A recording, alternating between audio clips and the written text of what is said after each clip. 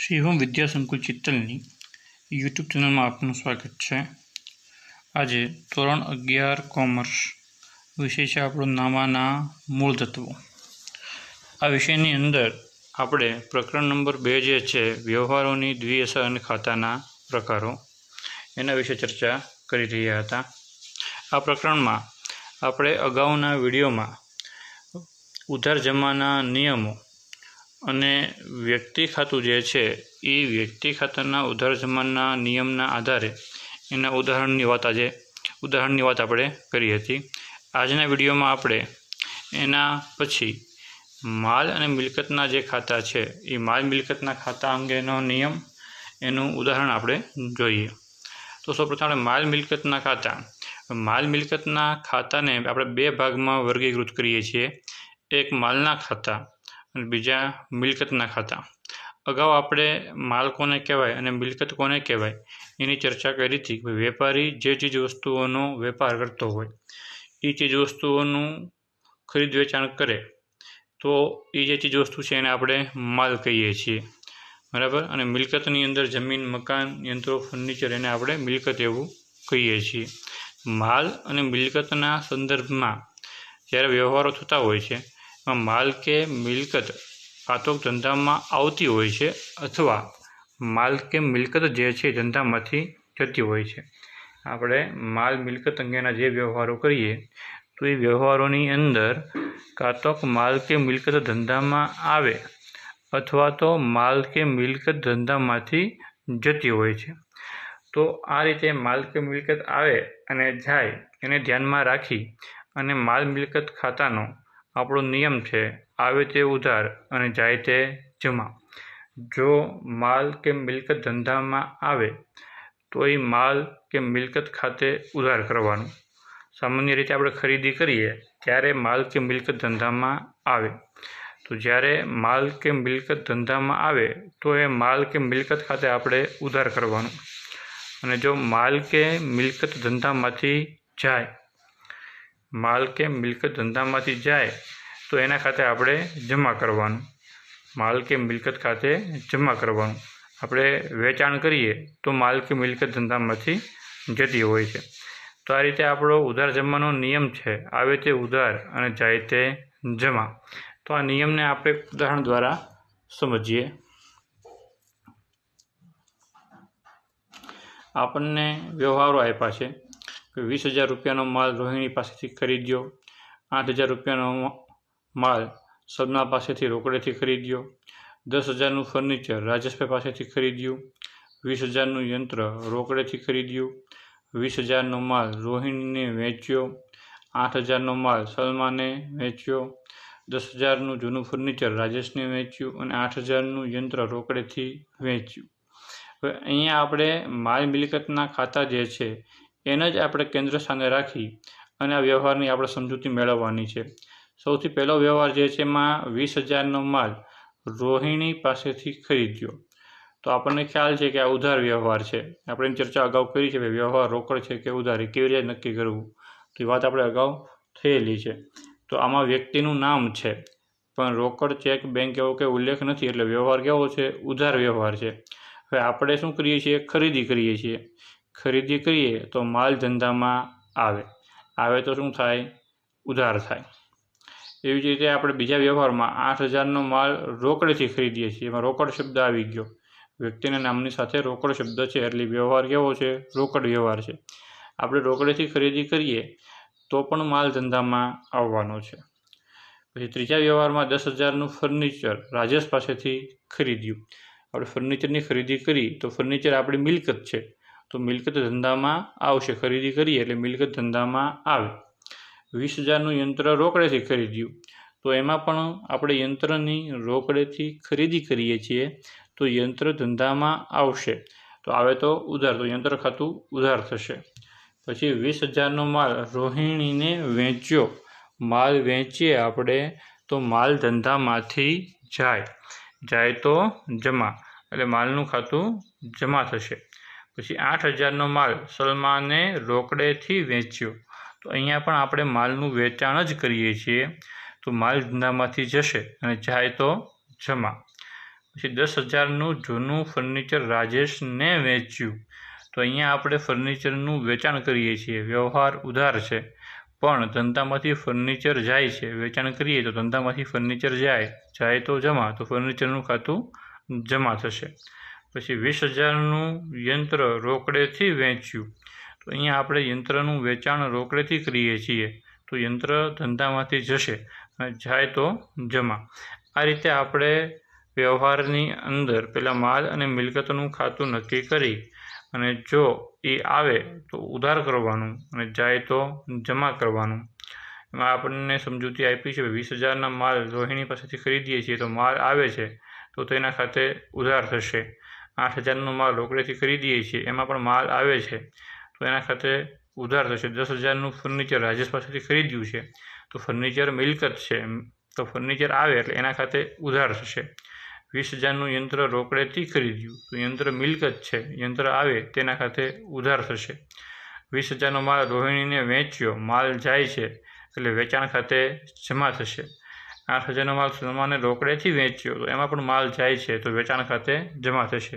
એટલે આપણે આ રીતે ઉધાર કે જમા નક્કી કરવાનું છે. તો આ હતા માલ કે મિલકતના ખાતા. એનો આપણો નિયમ છે આવે તે ઉધાર જાય તે જમા. એના પછીનો આપણો મુદ્દો છે ઉપજ ખર્ચના ખાતા. તો આપણે એને ખાતો આપણે ધંધામાં ઉપજ થતી હોય છે અથવા ધંધામાં ખર્ચ થતો હોય છે એટલે આપણે એને ઉપજ અને ખર્ચ એમ બે ભાગમાં વહેંચી દઈએ. તમામ પ્રકારના ખર્ચાઓ અને નુકસાન જે છે એ ઉધાર થાય અને તમામ પ્રકારની ઉપજો કે લાભ જે છે એને આપણે જમા કરવાના હોય છે. તેથી આપણો નિયમ જે છે એ બની ગયો છે, ખર્ચ કે નુકસાન ઉધાર કરો અને ઉપજ કે લાભ જમા કરજો. ઉપજ ખર્ચ ખાતાનો આપણો નિયમ છે ખર્ચ કે નુકસાન ઉધાર કરો અને ઉપજ કે લાભ જમા કરો. હવે એનું આપણને ઉદાહરણ આપ્યું છે. એમાં પગારના 5,000 ચૂકવ્યા છે, ભાડાના 3,000 ચૂકવ્યા છે, ટેલિફોન બિલ જે છે એ ₹2,000 ભર્યું છે, 3,000ની ઘાલખાદ થઈ. આ ઘાલખાદની સમજૂતી આપણે પારિભાષિક શબ્દોમાં આપી દઈએ, આપણું નુકસાન છે. પછી દલાલીના 2,500 મળ્યા છે, ડિવિડન્ડ મળ્યું છે, કમિશન મળ્યું છે, વ્યાજ મળ્યું છે. તો આપણા વ્યવહાર વાંચી અને એમાં જે ખાતું છે એ ઉપજનું છે કે ખર્ચનું છે એ નક્કી કરવાનું છે, બરાબર છે. અને એ ખર્ચ કે ઉપજ જે હોય એને ધ્યાનમાં રાખી અને આપણો જે નિયમ છે ખર્ચ કે નુકસાન ઉધાર કરો, ઉપજ કે લાભ જમા કરો, તો એ જે તે ખાતાને આપણે ઉધાર કે જમા કરવાનું છે. નોંધમાં આપણને કીધું છે કે ઉપજ ખર્ચના ખાતામાં વ્યવહાર માટે ઉપજ અથવા ખર્ચ કેન્દ્ર સ્થાને હોય છે.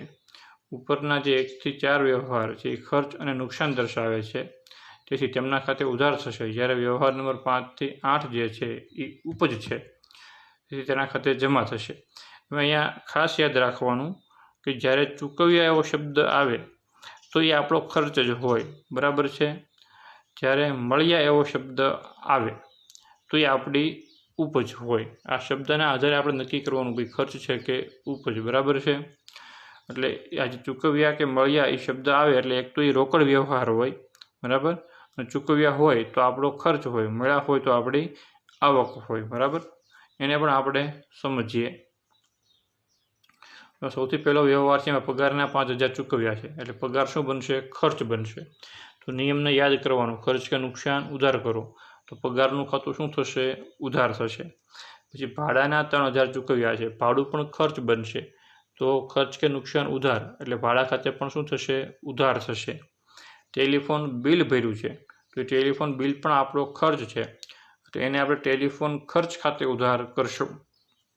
પછી ઘાલખાદ જે છે 3,000 છે, ઘાલખાદ આપણું નુકસાન છે કે આપણે ઉધાર માલનું વેચાણ કર્યું હોય અને આપણું દેવાદાર જે છે એ આપણને રકમ ચૂકવી શકતો નથી, એ નાદાર જાહેર થાય છે, આપણને રકમ ન મળે. તો જે રકમ નથી મળવાની, ભવિષ્યમાં પણ આપણને એ રકમ મળવાની નથી, તો એને આપણે ઘાલખાદ એવું કહીએ છીએ. તે આપણું નુકસાન થશે તો ખર્ચ કે નુકસાન ઉધાર થશે, તો ઘાલખાદનું ખાતું ઉધાર કરવાનું. પછી દલાલીના મળ્યા છે, તો આપણને મળ્યા એવો શબ્દ આવ્યો તો એ આપણી ઉપજ થઈ, તો ઉપજ કે લાભ આપણે જમા કરવાનું. એટલે દલાલીના મળ્યા છે એટલે દલાલીનું ખાતું જમા થશે. પછી એ જ રીતે ડિવિડન્ડ આપણને મળ્યું છે તો ડિવિડન્ડ પણ આપણી ઉપજ થશે, તો ઉપજ કે લાભ જમા થાય તો ડિવિડન્ડનું ખાતું જમા થશે। પછી કમિશન આપણને મળ્યું છે તો એ પણ આપણી ઉપજ બનશે, એટલે કમિશનનું ખાતું જે છે એ પણ જમા થશે। અને છેલ્લે આપણને વ્યાજ મળ્યું છે તો વ્યાજ પણ આપણી આવક થશે, ઉપજ થશે, તો વ્યાજનું ખાતું પણ જમા થશે। એટલે આ રીતે આપણે દરેક વ્યવહાર વાંચવાનો છે। એ દરેક વ્યવહાર વાંચી આર્થિક બિનઆર્થિક નક્કી કરવાનું છે।